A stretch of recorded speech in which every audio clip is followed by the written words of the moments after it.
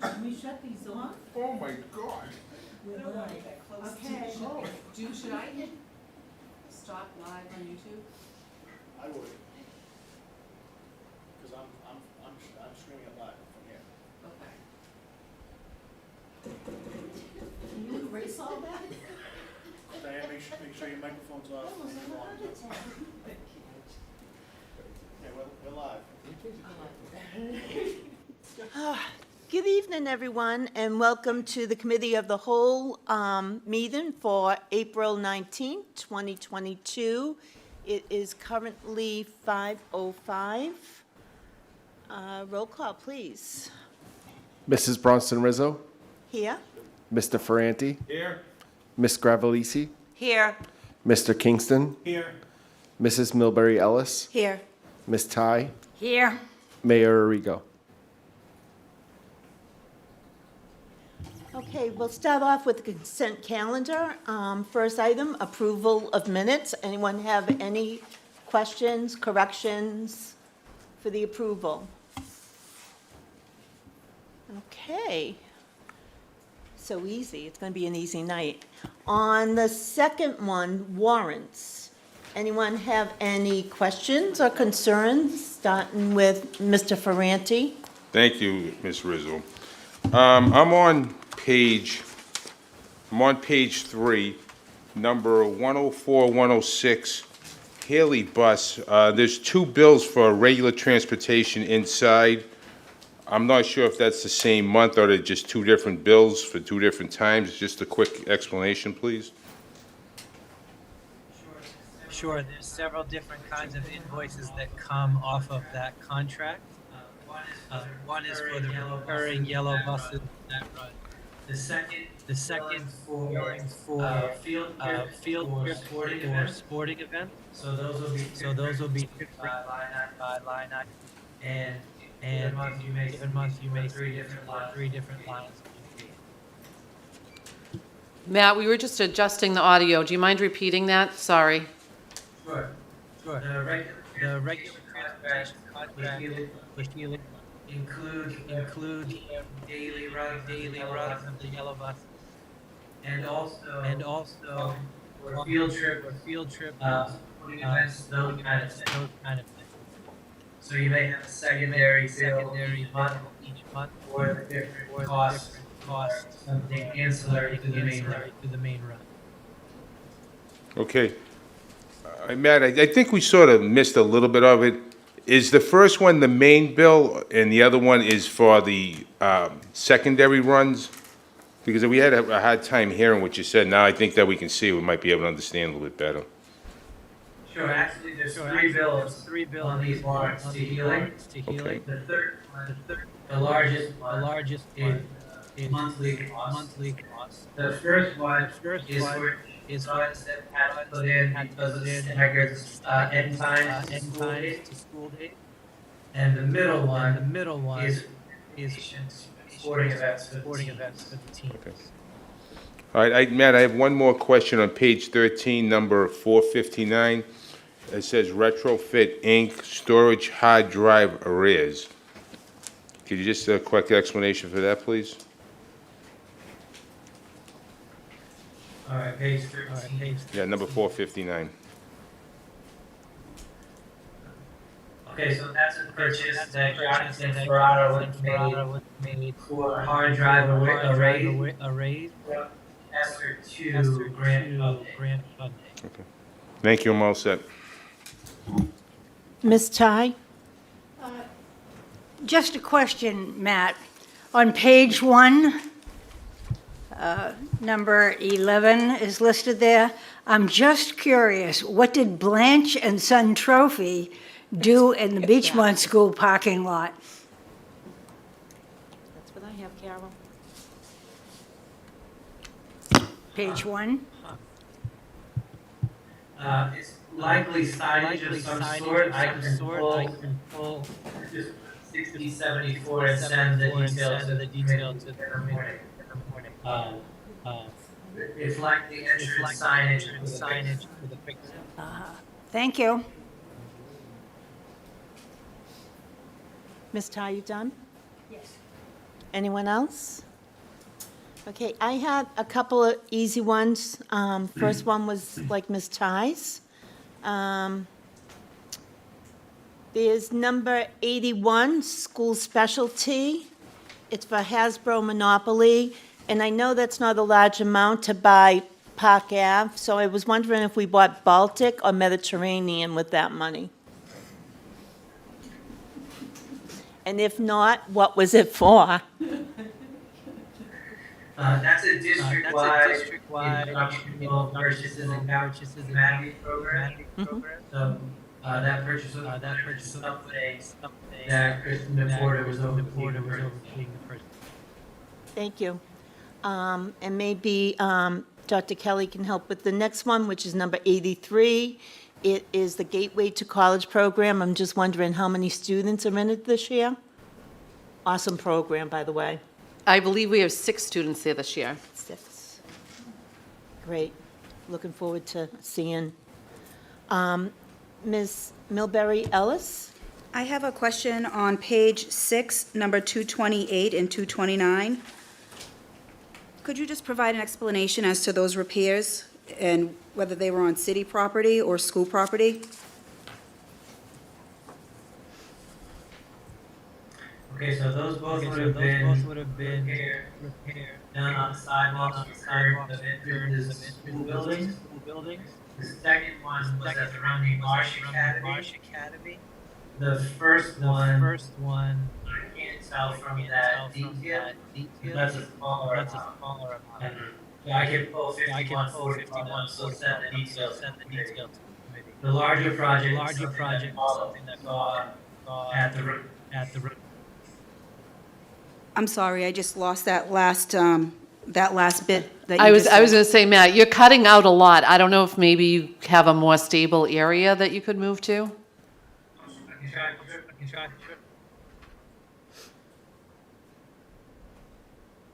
Was that one a fence for the Lincoln? RMA? Yeah, the fence around, No, I'm talking about the Lincoln. around the dumpster. They needed a new one. Did anyone hear what he had said for the sidewalk? Well, just informational, basically all the schools in the land belongs to the city and are not our properties.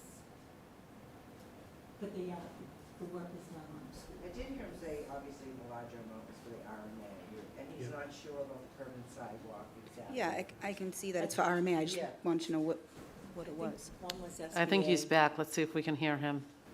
Okay, testing 1, 2. That's a little better. Thank you. So just a broader answer to the question. On our Schedule 19 there are certain costs they have the weight of painting crosswalks and other minor repairs to walk around the schools. If there's a large maintenance, that's something that we recover from our maintenance account. Okay. So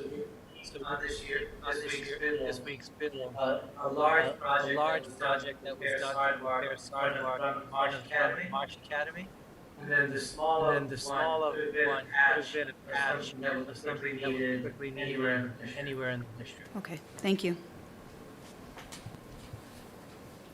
And probably just informational, and I'm sure it will happen with other collaboratives.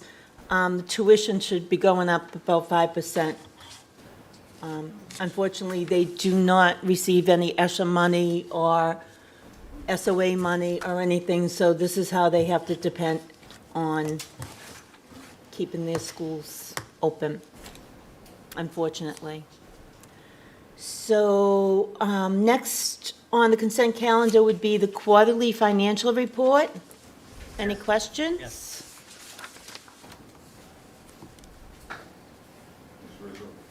Mr. Ferranti.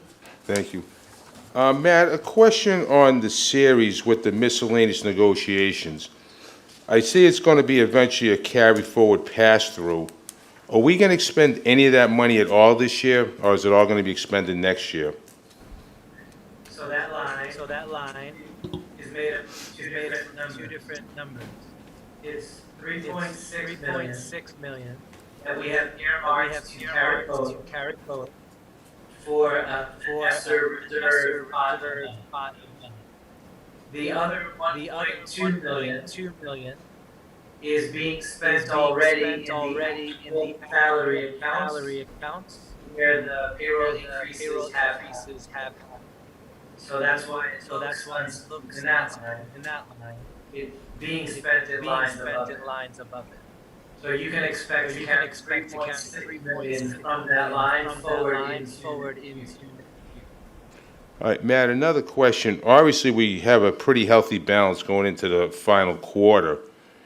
Does it look like we're gonna have a substantial carry forward, or it's just the way that the bills are coming in that'll get paid? Or we need to clean up all the bills by June 30th? Yeah, we'll start that projection on a weekly basis now that and last time I rigged it was 7.9 million expected to carry forward for our cot. And we're typically in need of. So that's trending in the right direction, and we'll know more with the readings in May and certainly mid. And just my last question, we have a negative balance in Series 3000, other student services. Do we project that balance to be going further in the deficit, or will that be the year-end balance? So that is a problem. We are not permitted to carry a negative balance in an overall series. The reason we're not right now is that we're able to close out purchase orders for students who move during the school year, and we did not need to pay the full cost of their purchase orders for their transportation to the school.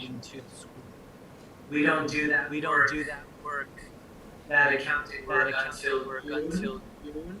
But when we do that, it should cover that deficit. So we anticipate paying more bills out of that account then? We're not anticipating more encumbrance. Okay.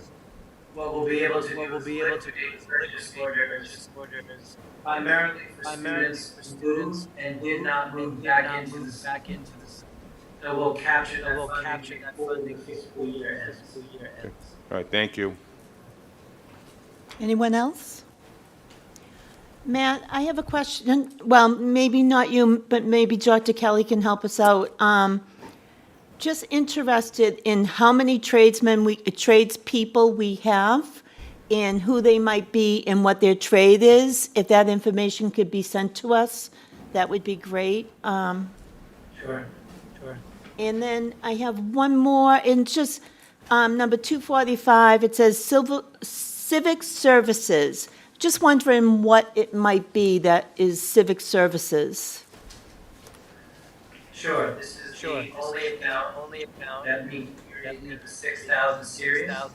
And it's a shared cost between the school department and the municipality for the security coverage at the Harry Delavanzo Stadium.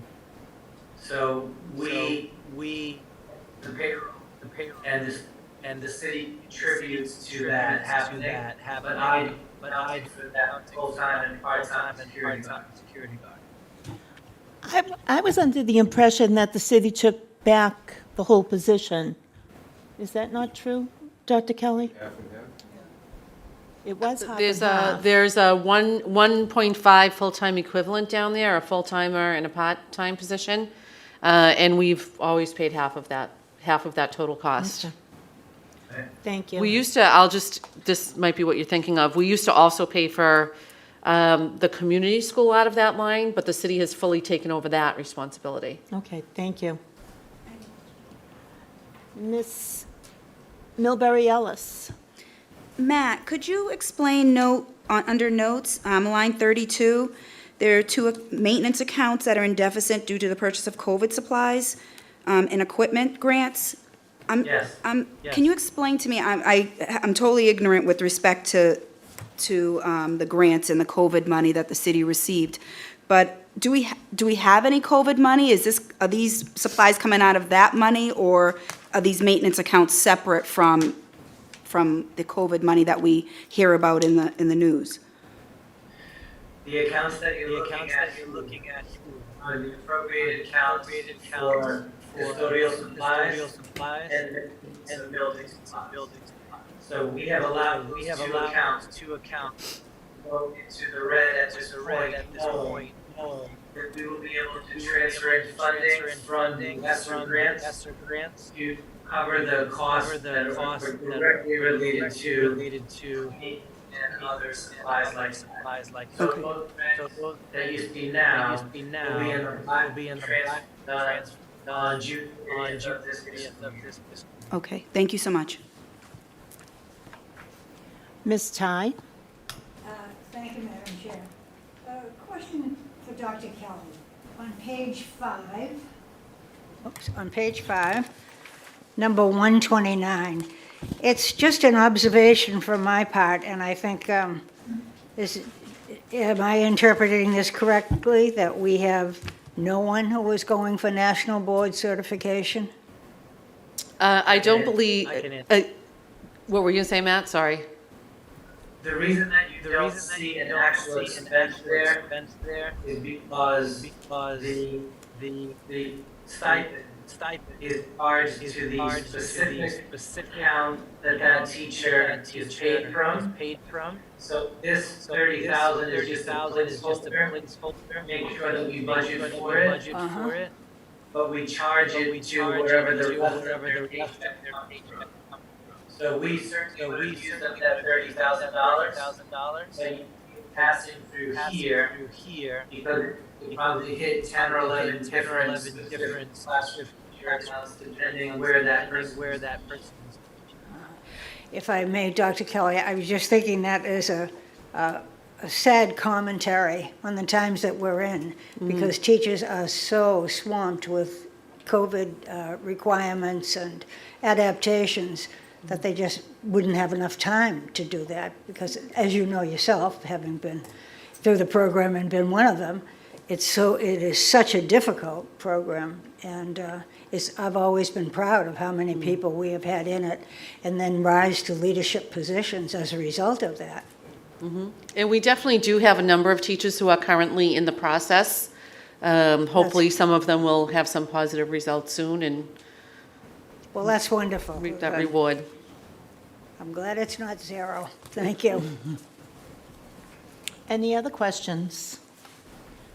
Okay, we have nothing under food services.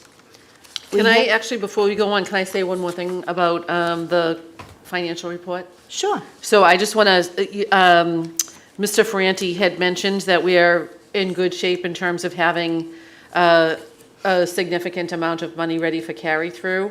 And as Mr. Cruz mentioned, we'll finalize that as we go through the next few months. But that was part of the committee's plan as SOA was implemented, that we would increase our carry forward so that when we reach that end of the SOA implementation in 5 years, we wouldn't hit a cliff. Right. So we're in good stead on that. And I know there's a Ways and Means Subcommittee meeting coming up next week. We can talk about more of the specifics on that then.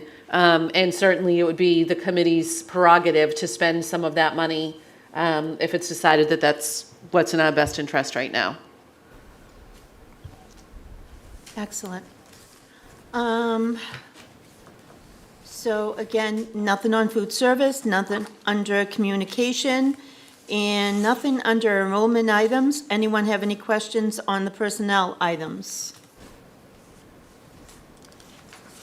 Stacy? Mr. Ferranti? Yeah, just a quick comment. It looks like that we might have, on the resignations, put the same people down a couple, 3 times. I think just really want to clean that up a little bit. I see Morgan Dode's name like twice, Antonetta Collins like 3 different times. I just want to really clean that up.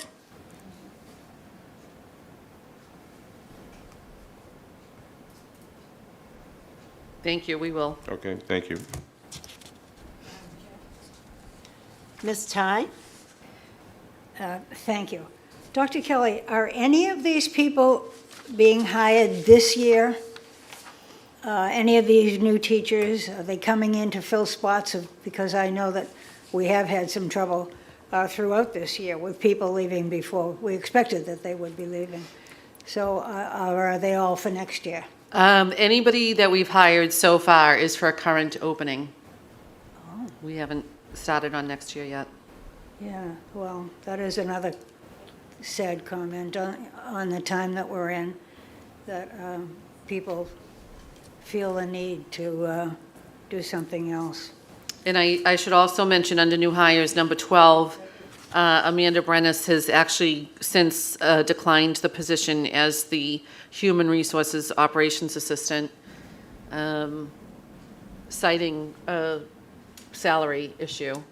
And one thing I know Mr. Cruz and Ms. Maida have been looking at is other communities and whether or not we're offering comparable salary for those positions. So we will have more information for the committee on that next month, but that's the second person to decline the job over the salary.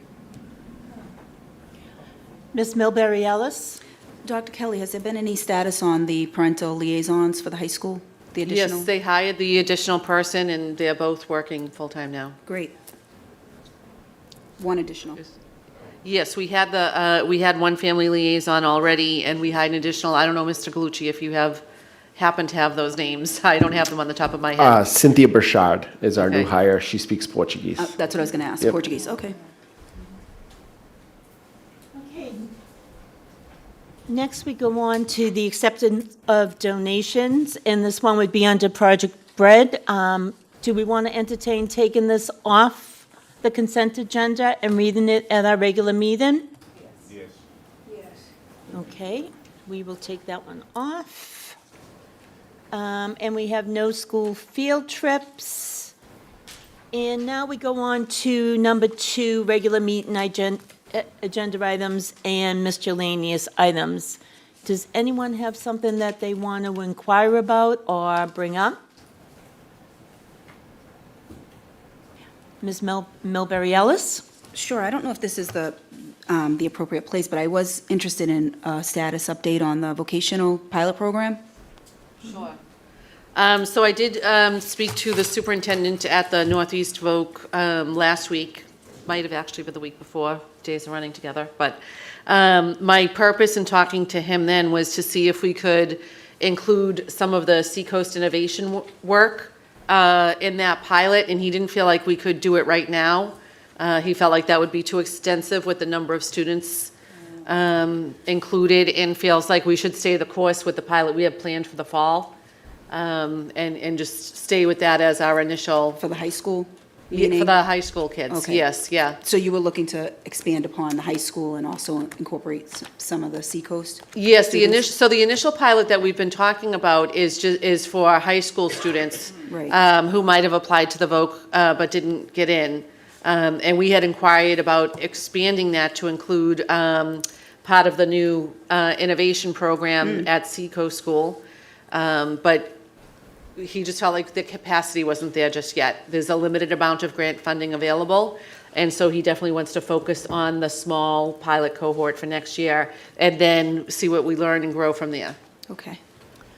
I have to say, I do feel a little disappointed, because these are the students that don't even get to try to go to the vocational because of their absences, or maybe a behavioral issue that's in their, folder.